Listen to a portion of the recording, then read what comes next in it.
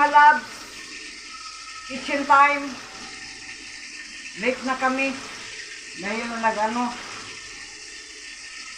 may kasi dito yung alam niyo na kami dalawa dito dahil may ngayon may gas supply. So dalawa ang inano niya dahil kaya pa ako naggayat-gayat ng manok.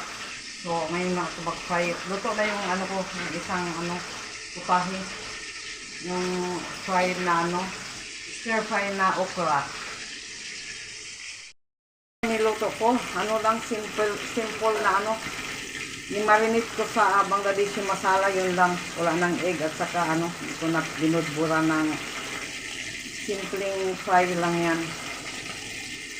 Yan. Kasi yan, nasa leg part.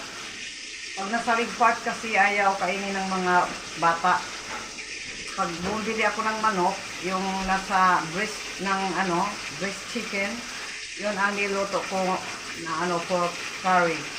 Tapos yung sa leg part, hindi nila kinakain yan, so kailangan i-fry.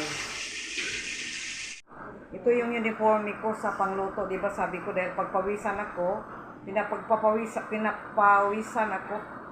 Pag nagluto ko, pwedeng yung maalingasaw ang Hindi naman gaano mainit ngayon, alhamdulillah, dahil naulan. Pero pawisin talaga ang ko. Pawisin ang ko, katawan. Kaya yung lang ako. Magluto-luto. Sandal muna tayo. Dahil waiting for 5 minutes. Tapos kakain na, naka-fry pa yung, yung 3 pirasong manok. Pag malikabok ang mata ko rin, ito, allergy. Pero may gamot ako sa allergy. Nagpa-check up ako noon last month ba yun? 2 months ago. Sa government eye hospital. Mura lang doon. 10 ka lang ang bayad sa reception. So pag makati ang kumata, kaagad yung mayroon agad akong yung andyan naka-ready na yung eye drops, 2 eye drops. So waiting na lang, gutom na mga bata. Ako liblim palagi dito. Kaya need ako pag namamalingki ako, talaga, kahit anytime may dala-dala akong payong kasi anytime mag-ulan. Mabigla-bigla lang ang dito, ang ulan. Kaya ganoon, sandal-sandal tayo. Hindi ako naglaba ngayon, mayroon akong damit na 2. Si Rihanna ang naglabada ng damit ko. 2 Bangladeshi attire. Alhamdulillah, wala na akong ipon. So, si Maria, hindi ko siya pinalalaba dahil malapit ng exam para iwas sakit.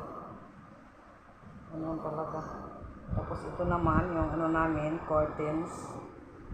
One of these days, plano ko labahan ito. Madali lang ito matuyo dahil manipis. Mura lang yan mga loves. Pinakamura na curtains, 250 ang isang piraso. 2 piraso ito. 500. Manipis. Okay na yan. Ilang. Alhamdulillah. Kumusta mga loves? Good afternoon. Panay lang tayo yaw-yaw. Huwag na kayo mag yan naman ang nakasanayan ninyo. At alhamdulillah, increasing yung yung subscribers. Maraming salamat. Mag-wait lang tayo, wait tayo, ikutan ko kayo pag naka-charge itong phone ko kanina dahil ginamit ni Maliha, nagising si Maliha ng around 9:30, 9 o'clock AM dahil study siya sa umaga. Tapos, study din sa gabi. Twice in a day. Mahirap ang nila dito. Balisod kayong ilang exam. Sa sa Pilipinas, limang kayo lisod diri na. Imong ulo diri matuliro. Daming makakapal ang books. Ako, mahirap. Kaya ganoon. Ganun lang. Tapos, ano ba ito, nawala na ako sa, nawala na ako sa iniisip kong, kung anong isasalita. Tapos, ayun, pagkatapos niya mag-study, mga 12, nag-start na si Maliha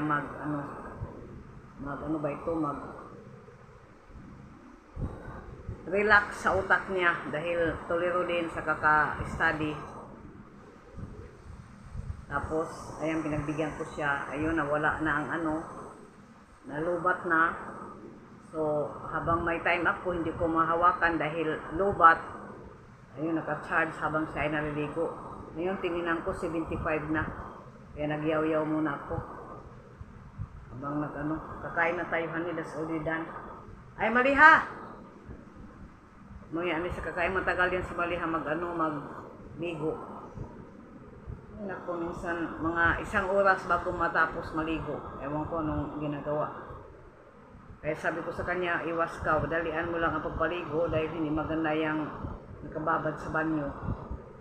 Maliha, wait now. Kakain na muna kami mga laps. Dana yung pinirito ko na chicken. Ayun, nakita naman yung ko. Kain tayo mga labs. Dana yung pinirito ko na chicken. Si Maria hindi pa, kami lang muna ni Rihanna ang kakain. Pakita ko sa inyo yung ulams namin. Ito yung ilang piece lang ito, ilang pieces, siguro mga 2 hita. Tapos ito naman yung stir fry na okra.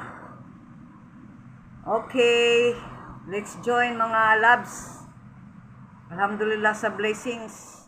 Dito ako ngayon sa nila, living room. Dahil wala sila nandoon. Galing ako kanina doon sa atin niya dahil bagong lipat yung atin niya. Yung share namin sa bahay. Tapos umuwi din ako, mga 1 hour lang ako doon dahil 6:30 si Rihanna, may isang estudyante hanggang 7:30.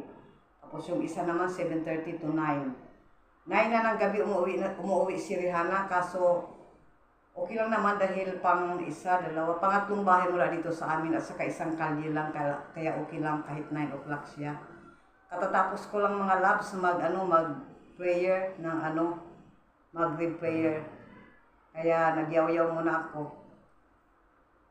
Si Maliha naman nag-study, kaya ako ngayon, magdalaw ako dadalawin ko kayo ngayon dahil may time ako, dahil si Maliha nag-study, dahil panay na lang study niya, kaya minsan pag after mag-study, binibigay ko sa kanya ang phone.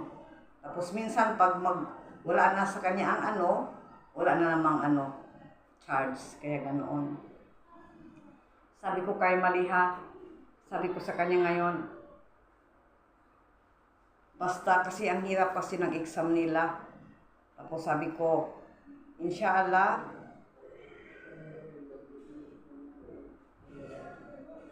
kahit hindi man gaano malaki ang marks niya sa sa exam niya na ito, happy na rin ako.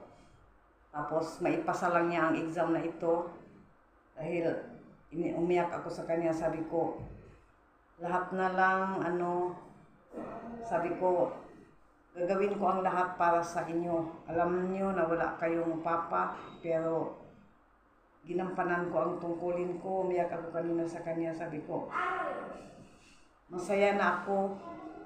Kasi alam niyo na, tumatanda na tayo. Siyempre, natin alam kung kailan tayo, lahat tayo pupunta talaga kay Allah. Kaya sabi ko, ang maibigay ko lang sa inyo, ang edukasyon ninyo. Yun lang ang maibigay kong pinaka-gift sa inyo, ang edukasyon ninyo.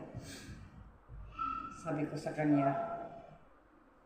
Kaya, sabi ko, pag nag-college ka,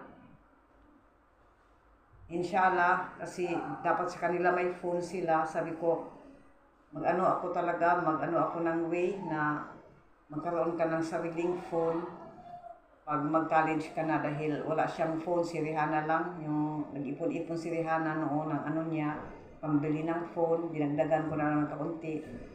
So, ganoon lang yun. Kaya, minsan tayo, ma-emotional ba? So, pasensya na kayo. Minsan ma-emotional tayo. Okay mga loves, ingat dahil mag-ikot-ikot na ako sa inyo ngayon dahil may charge yung phone ko.